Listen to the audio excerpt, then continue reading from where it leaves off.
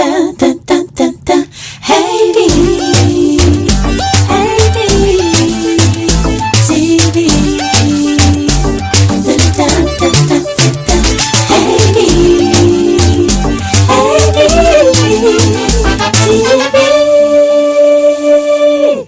Welcome to Hey VTV. I am Valencia Joy. I'm excited about today because I am an advocate for counseling.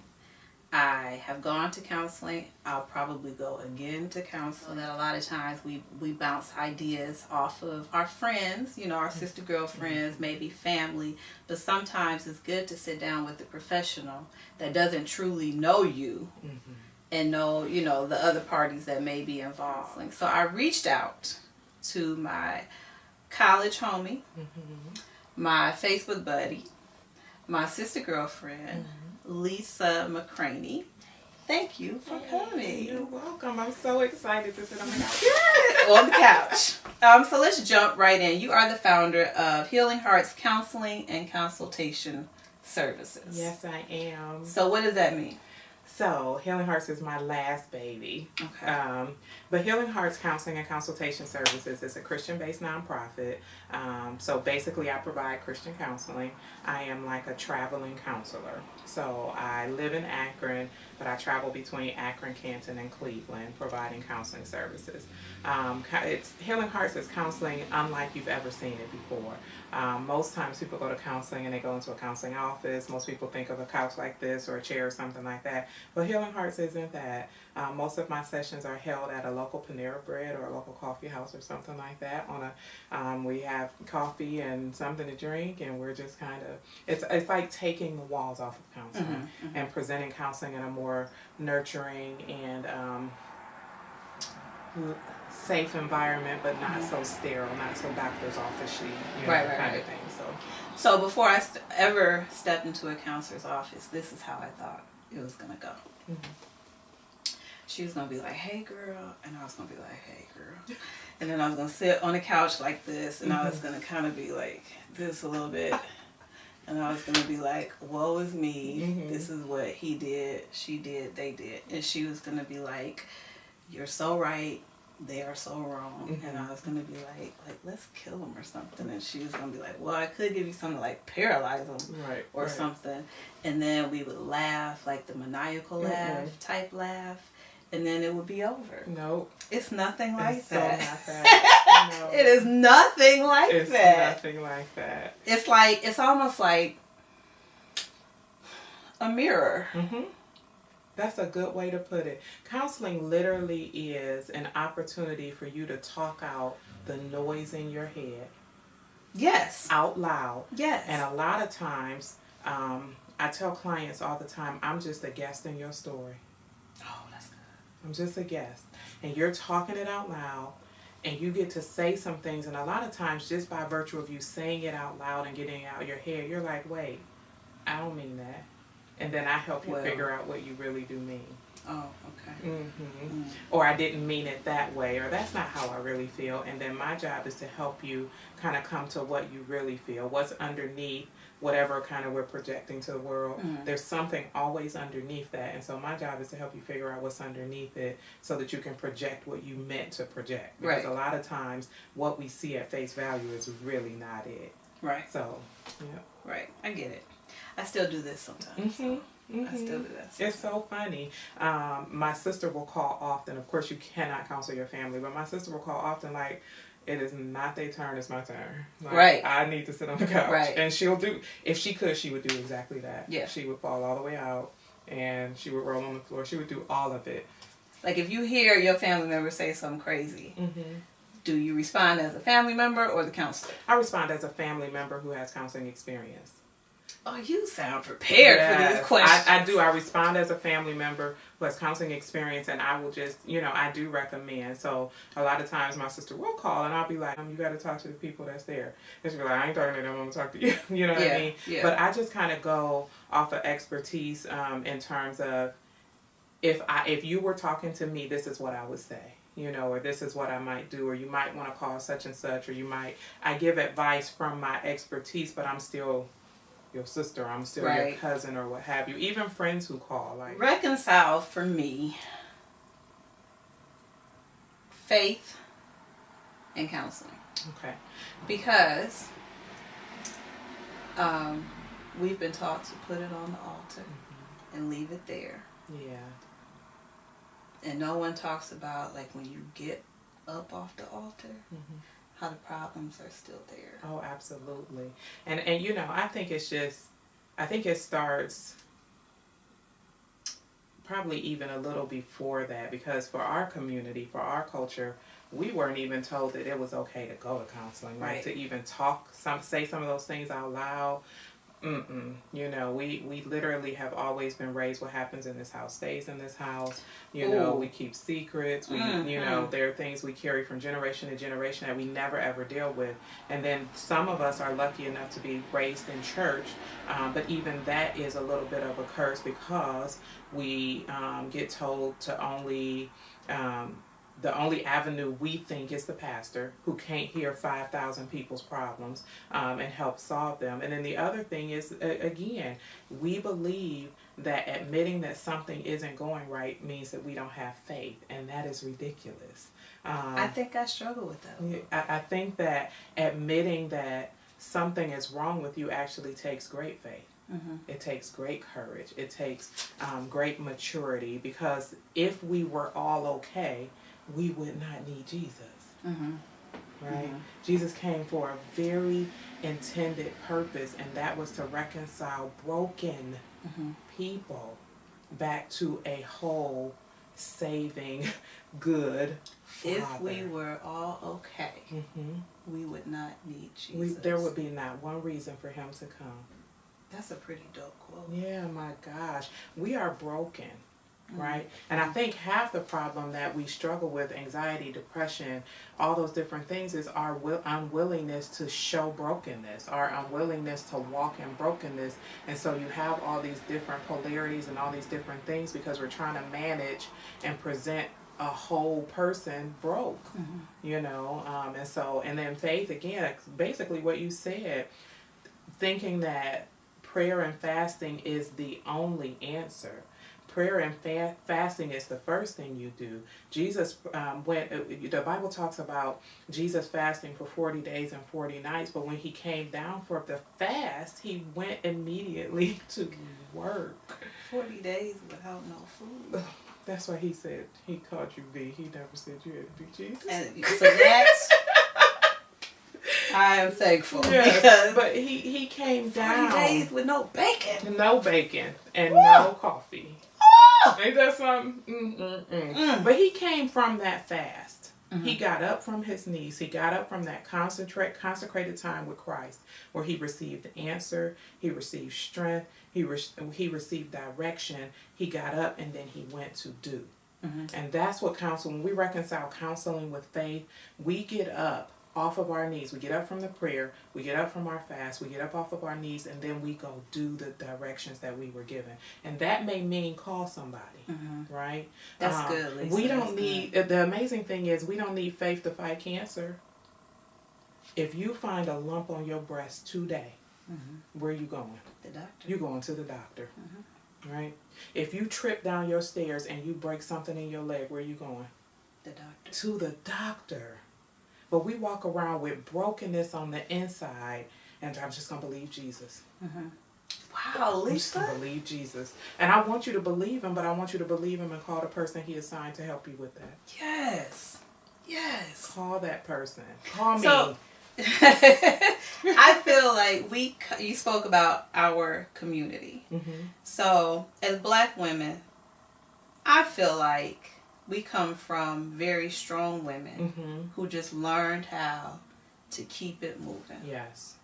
There was no time to sit down and wallow. And I think you can trace this all the way back to slavery. I believe Because there's no time to, figure out why he did that to me. Or why my child didn't make it. Or why my marriage failed. Or why am I a slave? Why am I here? There was no time for that. You have to keep it moving. Because there are too many people relying on you. Right. And I think that, you know, through the years, the generations have just carried this on our back. So now that counseling is available, there's still, especially I think, like our mom's generation, it's still kind of like, no, I'll go to church.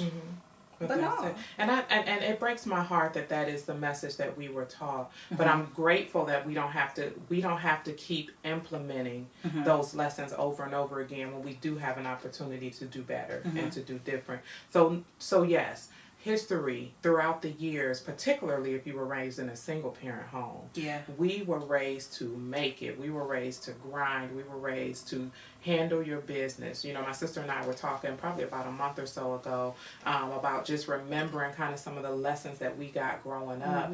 If it don't kill you, it makes you stronger. All those kinds of things. But what she and I came to the realization is if it don't kill you today, it's going to kill you tomorrow if you don't take care of it. Yeah. Right? And so we have to actually recognize when a lie is a lie and then search for the truth.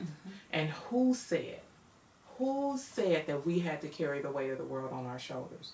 Who said that that's just the way it has to be, that we just got to take it and we got to keep it moving? Who took our permission away to get the help that we needed and to care for ourselves and to love on ourselves? And at some point, we got to be able to say, wait a minute, I'm important.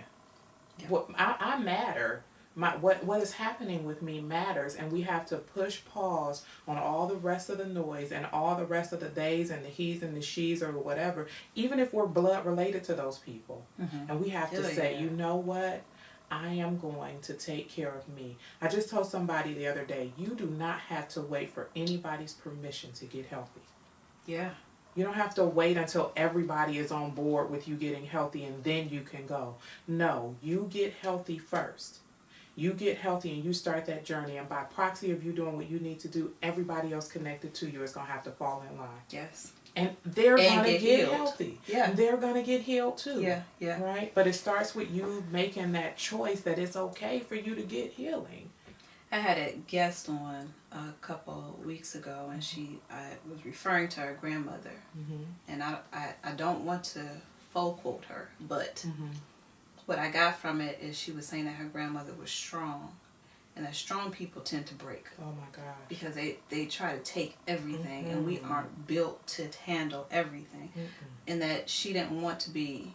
My guest didn't want to be strong. She wanted to be resilient. Yes. And I was like, whoa. Yeah. Because strong people do break. And, you know, they break silently at first.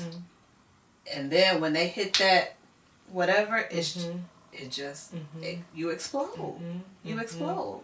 And I don't even want to necessarily be resilient.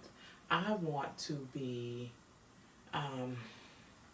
the word whole came to my mind, but that's not, I don't even know that that's what I want. Because some days resiliency isn't even enough. You know, some days, and I just want to be able to be me. And that today, me might mean broken. Today, me might mean not together, unable to handle it. We keep searching for good words to say that we got it together.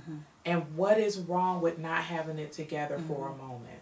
I saw a meme kind of like that. It was like, you know, we get all these affirmations, like, you know, for example, everything good is coming my way. Or, you know, I'm enough.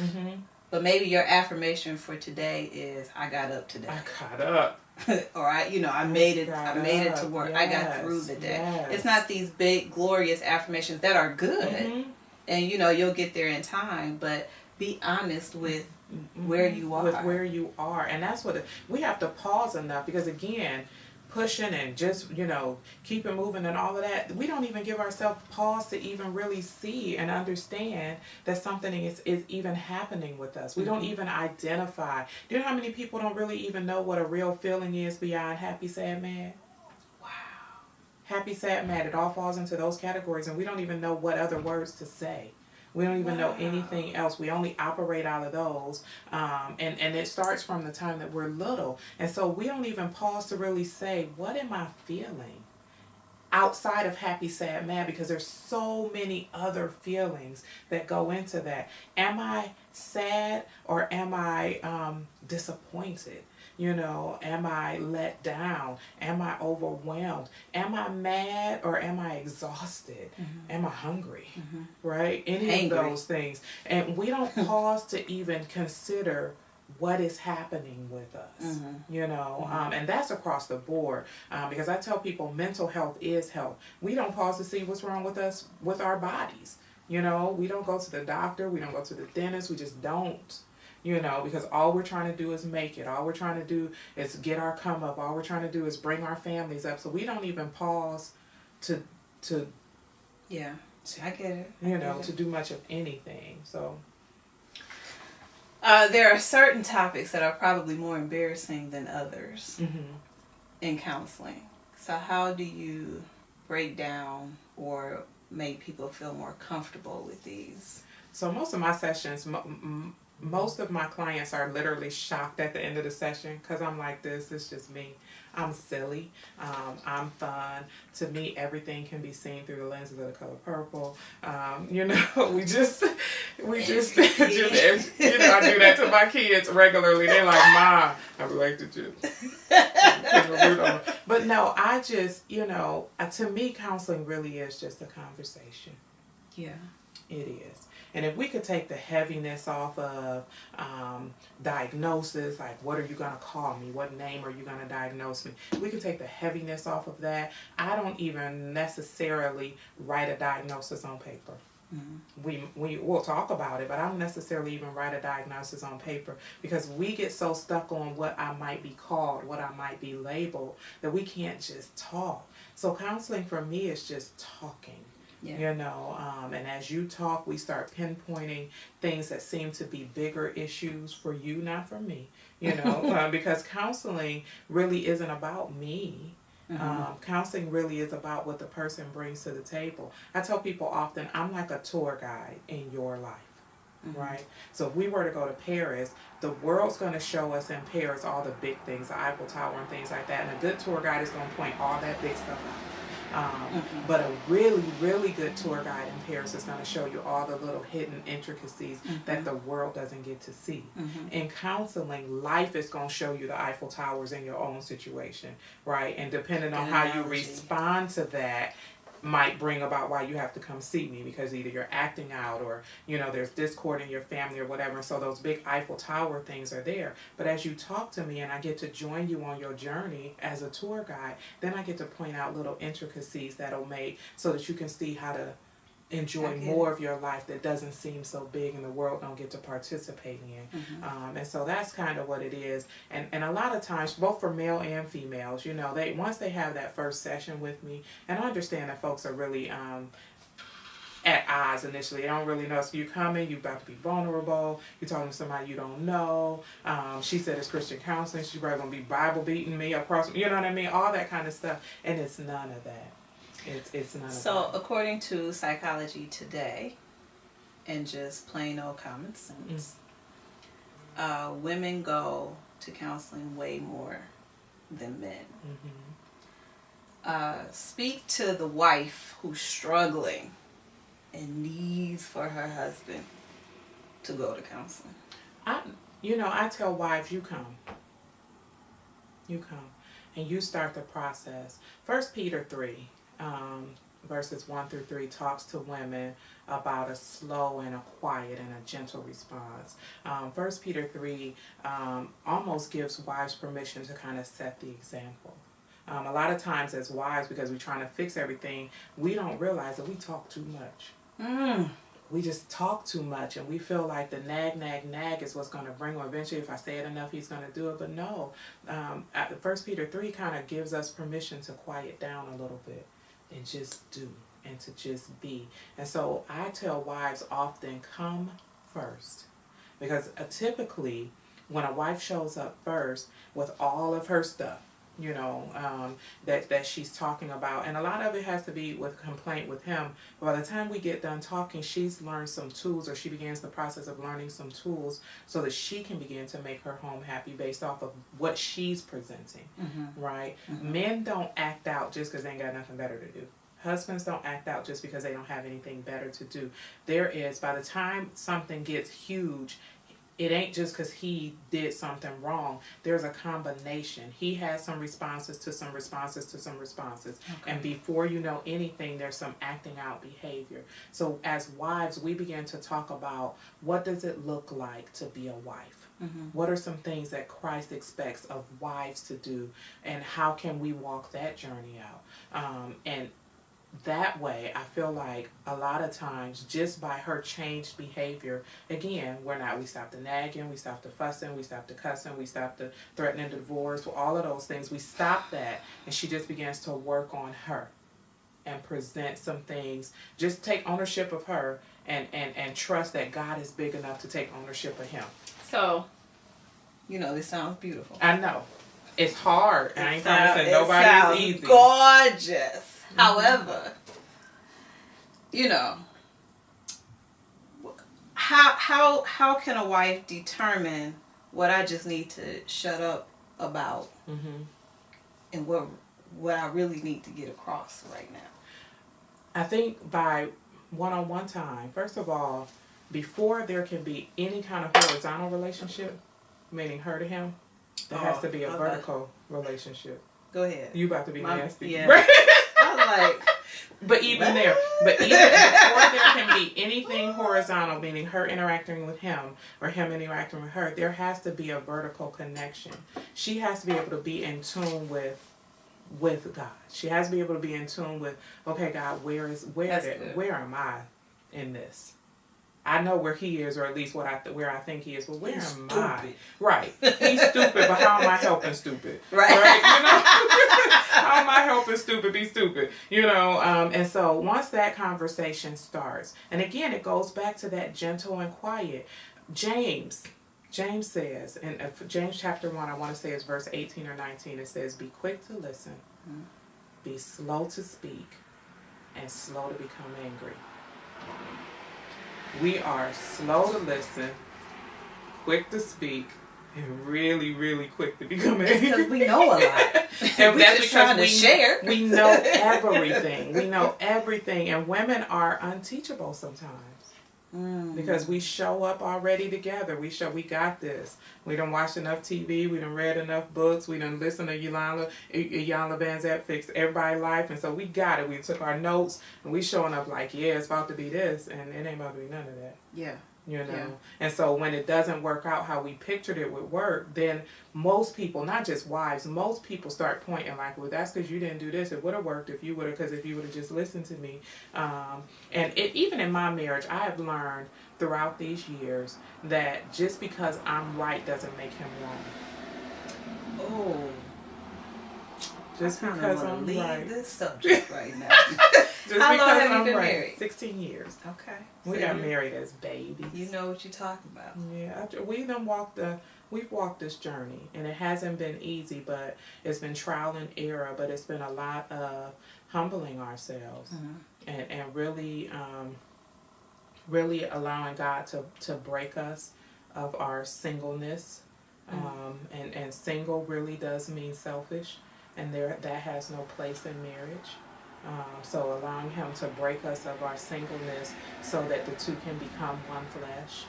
So it doesn't happen overnight. Oh no. Or it just doesn't happen because you physically have become one. No, you got to participate. You got to partner with the Lord to stay married, Jesus. Well, yeah. You got to partner with the Lord to stay married. You cannot do this by yourself, and you really even can't do it by what you watched other people do. You and your husband and your relationship with Christ really do become a three-strand cord. It really has to be that way. The Bible says God opposes the proud, but he gives grace to the humble. Right? And in marriage, if nothing else gets broken in you, pride does. Yeah. But The Bible says that God opposes those who are proud. Oppose means he's against. God opposes the proud, meaning he's against me, but he gives grace to the humble. So I got to choose what I'm getting ready to do. And if marriage breaks you of your pride, and if it humbles you, right? Because now I have to come and say, I'm right, but I'm willing to hear you're right. Gee. I'm willing to hear you're right and try it. I'm willing to let your right be first and take precedence over mine. Can this be applied to submission? Absolutely. Because that's literally what submission is. Submission has a lot to do with, first of all, submission is a willing act. And I think people struggle with submission because they think it's forced. Like I'm being forced to do something that I don't want to do. But God's version of submission is willingness. If you look at Ephesians 21, well before she know her Bible, well, don't she? well before one verse before we're told, wives obey your husbands. Just before that, it says, husbands and wives submit to one another as unto Christ, right? And so that takes away that the wife is the only one that has to submit, because that's not true. But his version of submission is a willingness. And it says, as unto Christ. And none of us went to Christ under duress.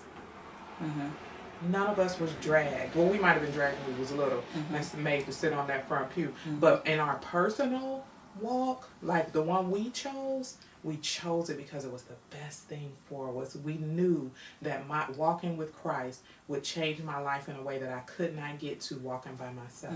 And that's what submission looks like in marriage. It looks like me willingly choosing to be with you. And for wives in particularly, me willingly following God's order. Husband, then wife. Not better and worse. Husband then wife. Because that's the way God says it. So I do it out of reverence to Christ, and then I do it because I know that it's going to be to my benefit.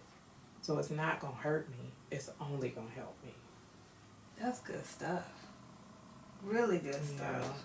I love it. I didn't get through half of my questions, but you done preached to me on today. When I get married again, maybe babe. I'm talking to Lisa. Call me. Listen, I love this. I had a premarital session this weekend, and my 90-minute session, we could have kept going, and we had already gone to 2 hours before we were like, okay, because I love this and I believe this. And the devil is on a mission to break up families, and sometimes we partner with him. I have said this since the beginning. Marriage and family, our marriages and our families are supposed to represent Jesus Christ to the world. To the world. So that the world can see what love is, what grace is, what forgiveness is, what favor is. We're supposed to show all of that in our daily walk together. Yeah. And the enemy is after it. He is after and it. And he's getting it. He's getting it, and that's because we agree. The Amos 3:3 says, how can two walk together unless they agree? And sometimes we just agree with that old ugly Satan. Yeah, he is ugly. He's so ugly. And we agree with him. And we have to stop. We have to remember whose team we're on. And that we belong to Christ. And that no matter what it is that we present at the feet of Jesus, it's not too hard for him. It's too hard for me. Marriage might be hard for me today. Submission might be hard for me today. Me letting him make the final word when I know I'm right. I know it. But me letting him have that final say. It's hard for me, but it ain't too hard for God. That's good.